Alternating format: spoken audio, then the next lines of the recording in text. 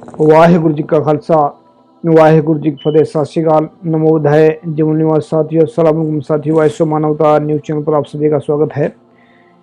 मैं मेघराज सिंह अमेरिका से। साथियों, आप सभी जानते हैं उठाते गरीबों की आवाज़, मजलूमों की आवाज़, जिनको कोई आवाज़ नहीं उठाता उसकी वाइसो मानवता उठाता। साथियों, सत्य ही धर्म हमारा प्रोग्राम चलता है, जिसमें हम नए से नए टॉपिक को छूते हैं। और हमारा फेसबुक पेज भी है, उसको लाइक करें, और यूट्यूब चैनल उसको भी सब्सक्राइब करें।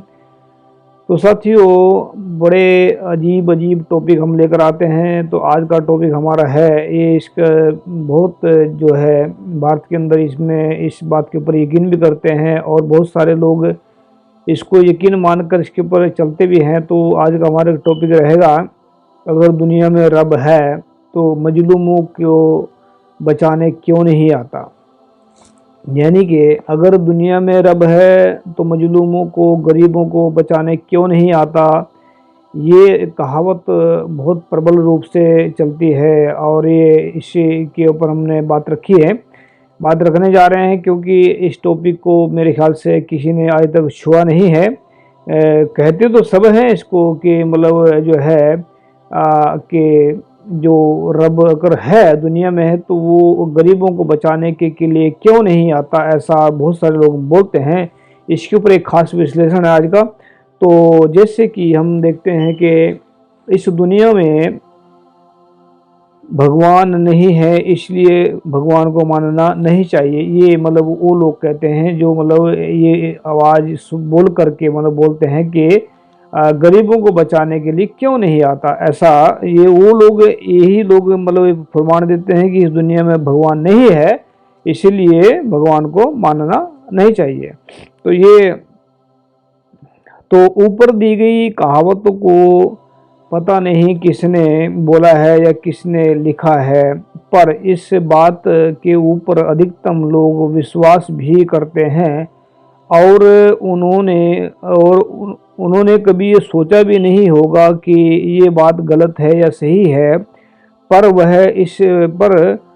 वह सिर्फ सुनी सुनाई बातों के ऊपर लगातार लोग बोलते रहते हैं। मतलब जो लोग हैं इस कहावत को प्रबल रूप से जानते हैं, बहुत सारे बुद्धिस्ट जो लोग हैं, या मतलब एक ने सवाल किया था हमें कि तुम भगवान की बात करते हो, रब की बात करते हो, जब मजलूमों के ऊपर जुल्म होता है तब वो बचाने क्यों नहीं आता। तो हमने इसके ऊपर खुलासा किया है, और हो सकता है ये कई बातों कई लोगों को पसंद ना आए और कई लोगों को पसंद आए। तो ये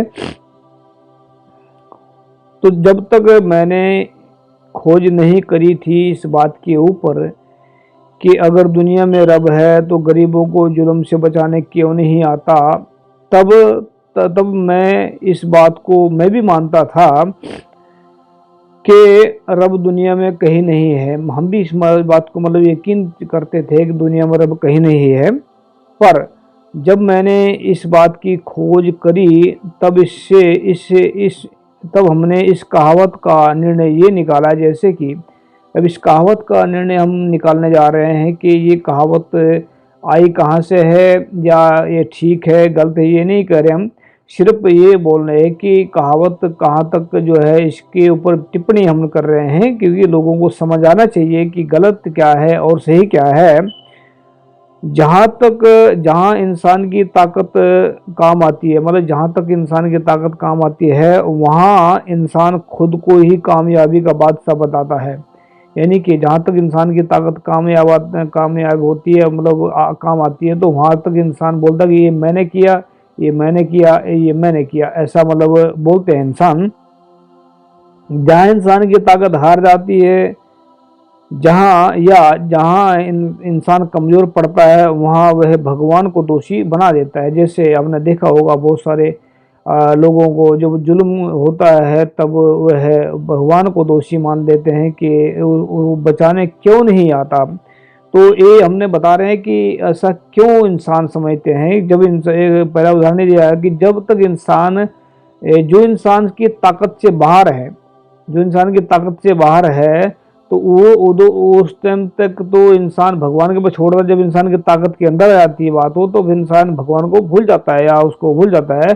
फॉर एग्जाम्पल, अगर वही इंसान है जो गरीब बन करके जुल्म सहन कर रहे हैं, अगर वो उनसे कोई गरीब उनको मिल जाए तो वो छोड़ेंगे नहीं उसको, वो फिर उसके ऊपर जुल्म करेंगे, क्योंकि उनको जुल्म का वो जो है सताए हुए हैं। दो इसका मतलब ये है कि वो किसी ने उनके ऊपर जुल्म किया, उन्होंने दूसरे के ऊपर जुल्म किया, तो ऐसा होता है। तो फिर हम निर्णय से, जैसे कि उदाहरण के तौर पर जब इंसान को भोजन की भूख लगती है तब इंसान भगवान का इंतजार नहीं करता और ना ही भगवान को दोषी बनाता है कि भगवान तू मुझे अपने हाथों से भोजन क्यों नहीं खिलाया। यानी कि ये हम उदाहरण दे रहा हूँ, समझा रहा हूँ कि ये मतलब कहाँ पर कमी है, इंसान के सोचने के ऊपर कमी है या मतलब सोचना ही सबसे बड़ी बात होती है। तो जब रोटी भूख लगती है इंसान को, तब तो भगवान को याद नहीं करता कि भगवान तू मेरे हाथ में, मेरे मुंह के अंदर जो है अपने आप रोटी खिला मेरे को आकर, तब नहीं याद करता। तब तो जब भूख लगती है तो दौड़ पड़ता है रोटी की तरफ।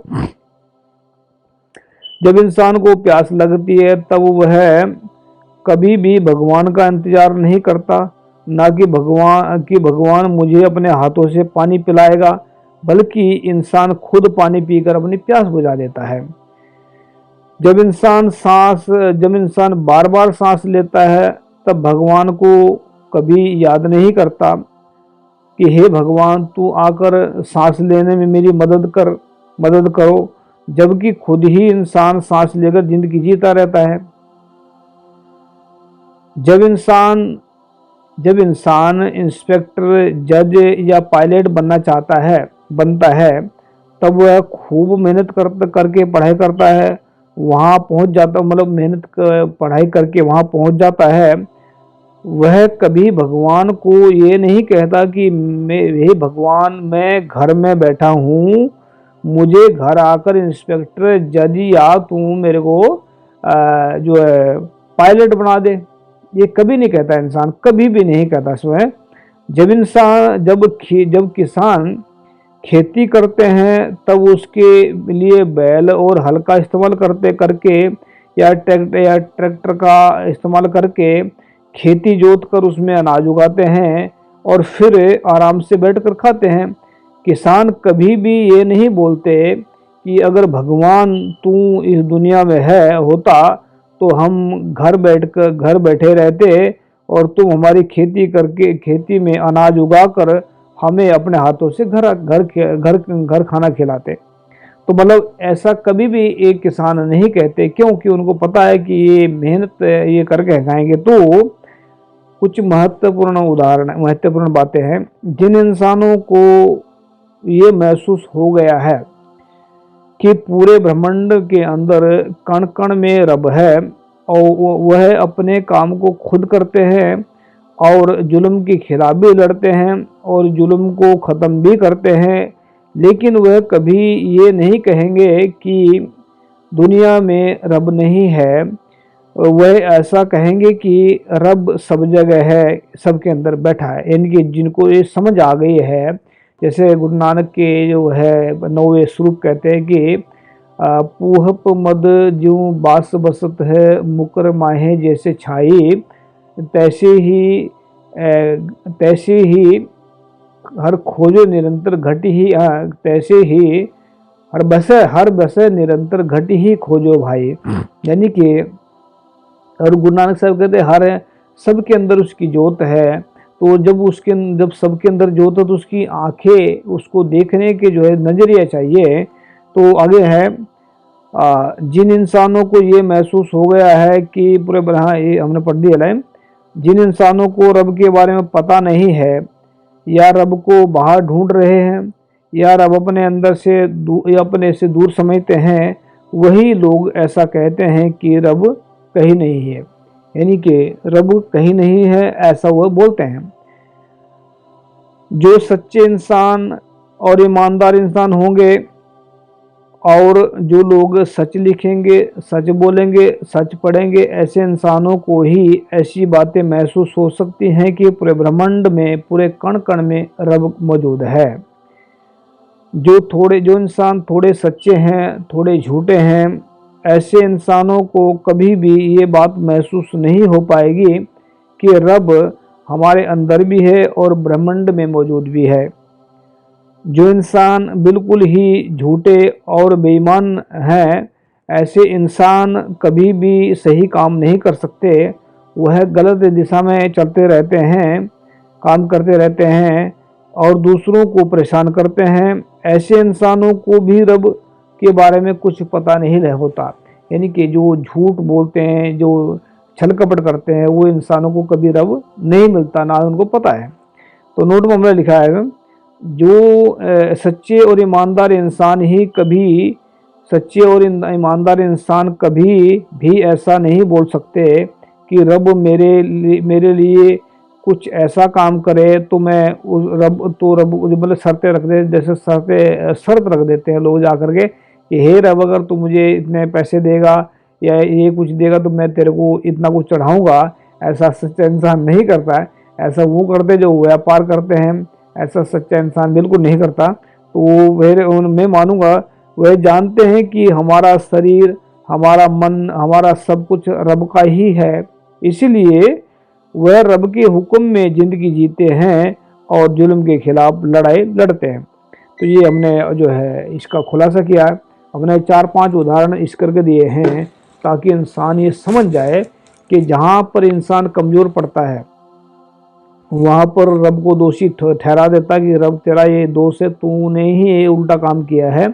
और जहाँ पर इंसान को कामयाबी मिलती है, जहाँ पर उसको सफलता मिलती है, तो वहाँ पर क्या करता है कि ये मैंने काम किया है। तो जब इंसान के ऊपर जुल्म हो रहा है तो जुल्म जो है तो वहीं पर इंसान उसको, रब को ऐसा क्यों दोषी ठहराते हैं कि अगर रब है दुनिया के अंदर तो आता क्यों नहीं है। अगर उसको सोचे तो मैं जैसे हमने 5 उदाहरण दिए हैं कि अगर इंसान बैठा रहे, भोजन ना खाए, कि मेरा अगर रब दुनिया में है तो भोजन मेरे को खिलाए आकर के, तो ये मूर्खता होगी। क्योंकि भोजन कभी भी भूख भोजन का इंतजार करती है, रब का इंतजार नहीं करती। तो जब भूख लगती है तो तुरंत दौड़ करके खाना खा लेता है। कभी मतलब ये प्रयास करना पड़ता है। तो इंसान को जुल्म से जब जुल्म जिनके ऊपर जुल्म होता है, ये दरअसल क्या होता है इनका, मतलब अगर थोड़ा देखा जाए तो वो ताकतवर लोग होते हैं। उनकी ताकत को दबा कर रखना चाहते हैं ताकि वो मुंह न उठा सके। तो ऐसा होता है। लेकिन ये याद रखिए इस बात को, अगर कोई रब सामने नहीं आता मतलब उतर के धरती के ऊपर, इसका मतलब ये नहीं कि रब नहीं है, ऐसा है। तो ये बहुत सारे लोगों का ऐसा मानना था, लेकिन हमने इसको क्लियर किया। 5 उदाहरण दिए हमने। तो 5 उदाहरण में अगर किसी को लग रहा है कि हम इसमें झूठ बोल रहे हैं, बकवास मार रहे हैं, गलत बोल रहे हैं, तो हमारा नंबर इस पर चल रहा है स्क्रीन पर। तो आप जब मर्जी आकर के डिबेट कर सकते हैं, इस पर विचार कर सकते हैं, इस कहावत के ऊपर सवाल भी उठा सकते हैं। तो अगर ये उदाहरण गलत है तो हम और भी ढूंढेंगे, लेकिन सवाल करेंगे तब ढूंढेंगे। लेकिन अगर हमने ये जो बातें रखी हैं, अगर किसी को अच्छी लग रही है तो शेयर करें।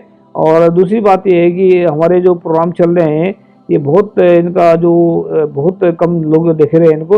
लेकिन हमारा मकसद सिर्फ इतना है कि सच हमारा फैलाना मकसद है और सच्चाई को फैलाते रहेंगे। तो याद रखिए, हम नए से नए टॉपिक पर बात करेंगे। जो उलझने हैं संसार के अंदर, जो दिक्कतें आ रही हैं संसार के अंदर, उनको हम तकरीबन ज्ञान के थ्रू, गुरुओं के ज्ञान के जरिए उसको हम समाप्त करेंगे। और कोशिश हमारी ये रहेगी कि हर इंसान वाहिगुरु की कृपा से सुकून की ज़िंदगी जिए, वाहिगुरु की कृपा से इंसान ज़िंदगी जी कर अपना सुकून से परिवार पाल सके। ऐसा हमारा मकसद है और इस पर हम काम कर रहे हैं, लगातार काम कर रहे हैं। तो वॉइस ऑफ मानवता नाम, ये वॉइस ऑफ मानवता है। और ये आप सभी जानते हैं कि वॉइस ऑफ मानवता का मतलब होता है आपकी खुद की आवाज़। और खुद की आवाज़ हम जब उठाते हैं तो हम वॉइस ऑफ मानवता के जरिए जो परेशानियों की जड़ है उसको हम उधेड़ने का काम करते हैं।